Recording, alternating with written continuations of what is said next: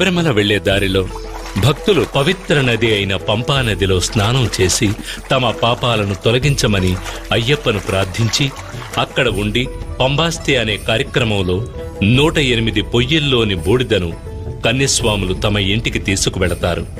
ఆ తర్వాత విఘ్నేశ్వరుని పూజించి శబరిమలపైకి యాత్ర ప్రారంభిస్తారు. అప్పాచి మెట్టు దాటి తర్వాత నీలిమలని చేరుకుంటారు. ఆ తర్వాత శబరి పీఠాన్ని దాటి మహిషముఖి కోసమే సరంకుత్తి అనే చోట ఉన్న మర్రి చెట్టుకి కన్యస్వాములు తీసుకువెళ్లిన కర్రముక్కను గుచ్చి నల్లని నాడాని వేసి నమస్కరిస్తారు. ఇది కన్యస్వామి రాకను నిర్ధారించే కార్యక్రమం. అది చూసిన లీలావతి నిట్టూర్పు విడిచి తరువాతి సంవత్సరం కోసం ఎదురు చూస్తుంది. శబరిమలలో ప్రకటించే తత్వమసి విశ్వసాగోదీయం అని తెలియజేసే మహామంత్రం ఆరాధనామూర్తి